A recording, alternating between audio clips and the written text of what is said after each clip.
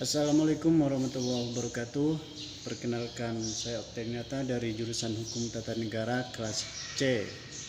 Di sini saya akan mempresentasikan dari apa yang saya pelajari tentang materi minggu lalu, yakni hukum perdata Islam di Indonesia.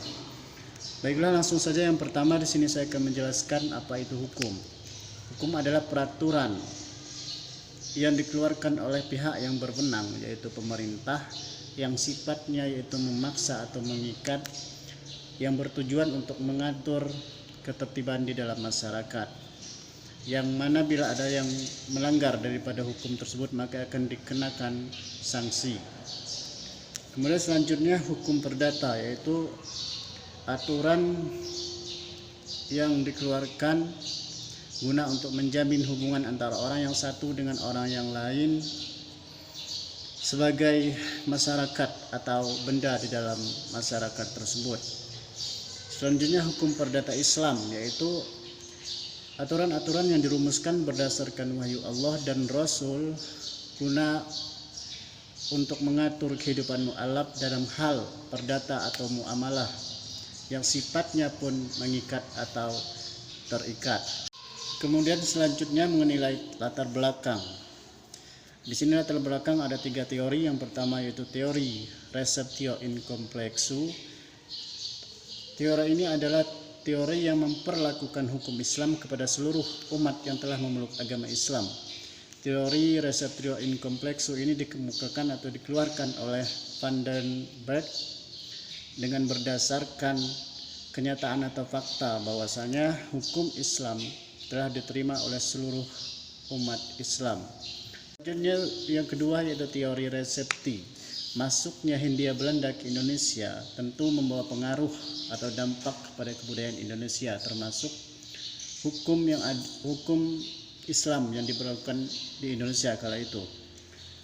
Kita contohkan seperti Hindia Belanda pada zaman itu memberikan atau mengeluarkan undang-undang yang pada intinya undang-undang tersebut memperketat jalannya hukum Islam yang ada di Indonesia.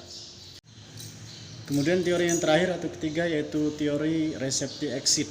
Teori ini mengatakan bahwa hukum adat dapat berjalan atau dapat berlaku apabila tidak bertentangan dengan hukum Islam.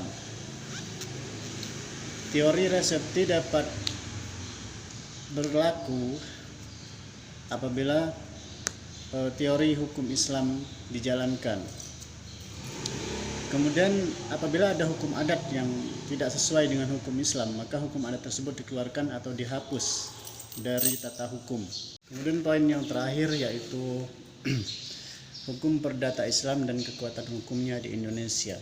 Apabila hukum perdata Islam dan kekuatan hukumnya dianalisis berdasarkan ketatanegaraan Republik Indonesia, maka dapat dikatakan bahwa asasnya yaitu Undang-Undang Dasar 1945 dan Pancasila.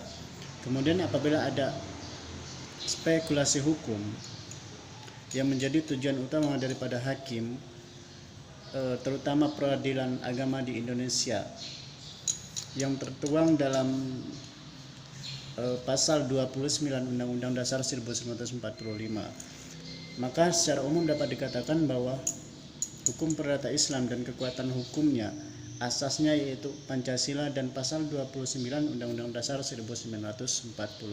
Selanjutnya seiring dengan berjalannya perkembangan sejarah pemikiran hukum Islam dan perilaku umat Islam dalam menjalankan atau menciptakan hukum Islam di Indonesia ada 5, yaitu yang pertama syariah, yang kedua fatwa ulama, yang ketiga fikih, yang keempat keputusan pengadilan, dan yang terakhir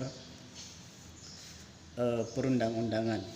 Sekian presentasi dari saya. Terima kasih atas perhatian. Mohon maaf bila ada kesalahan. Saya akhiri. Wassalamualaikum warahmatullahi wabarakatuh.